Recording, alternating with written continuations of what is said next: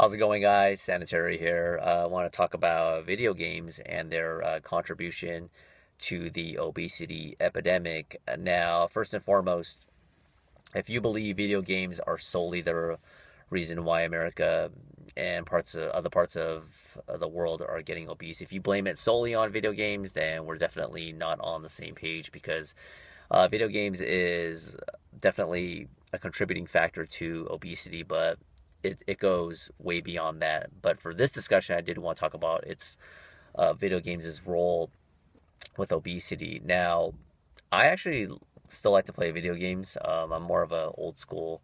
Grew up in the 80s. You know, the 8-bit Nintendo. I had the 8-bit Nintendo. Well, I had the Atari 5200 when I was like really really young. I remember my dad bought that, and then when Super Mario Brothers came out for the Nintendo 8-bit, it was just it was at the next level. You guys, 80s babies, excuse me. You guys know what I'm talking about. And then the Super Nintendo, and I had some other ones, Sega Dreamcast, the Wii, blah blah blah.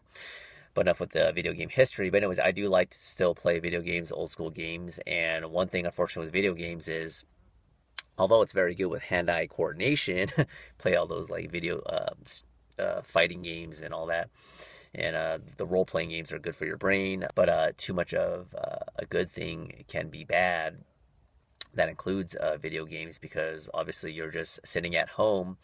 A lot of these kids are just glued to the TV set, and they're just playing games when they could be getting some fresh air, could be outside playing, burning some calories, playing basketball. Not only that, but they're probably increasing their social skills, their social interaction with their peers, their students or friends, making new friends, getting some sunlight, some much needed sunlight when it's nice and the weather's nice and beautiful, depending on where you are, but you get the picture. Burning those extra calories.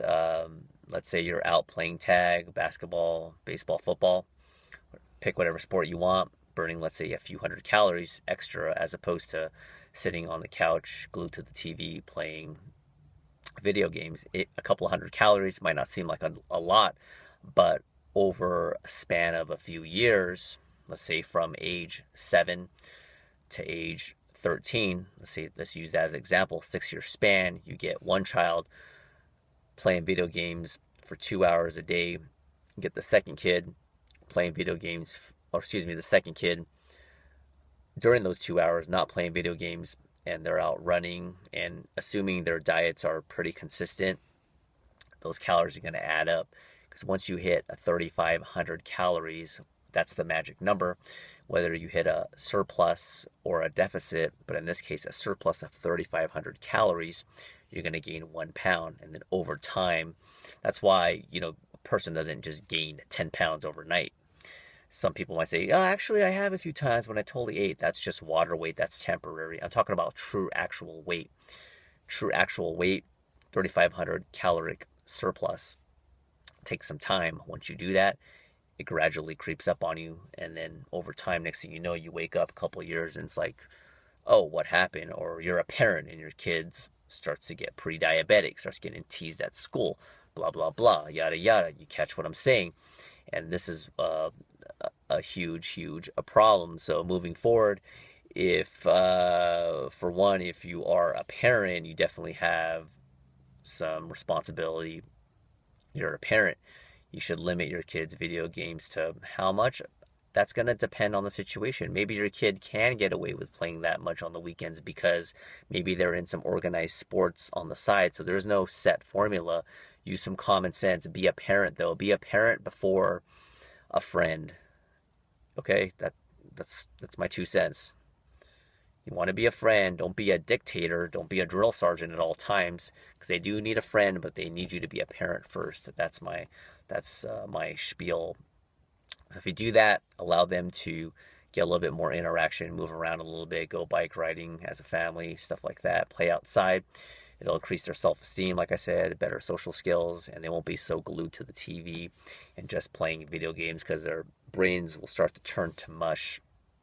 But anyway, that's my 2 cents. So like I said, I'm not putting all the blame on video games itself. It's just a small fraction of a bigger problem, but it definitely does not help the situation when you're glued to the TV, like I said, for hours on end. If you are a parent and you're using video games to shut your kid up and not parent them, then that's shame on you. You should be interacting with them and, playing with them and making sure they get outside. And last but not least, if you're not a parent and you're a kid or a teenager or whatever, you're not a parent basically, and you stumble upon this video and you're playing a lot of video games, I can't stop you from doing it, but just know that there are repercussions later on. The more heavier you get, you guys already probably know, a higher chance of getting diabetic, heart disease, stroke, joint ligament problems, sleep apnea, arthritis, blah, blah, blah. Just a whole list of things. You don't want to go down that road, because although the human body is resilient, there comes a point where you might hit the point of no return and not be able to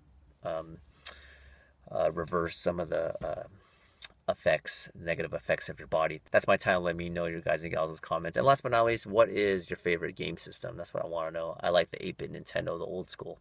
Catch you guys later. Bye.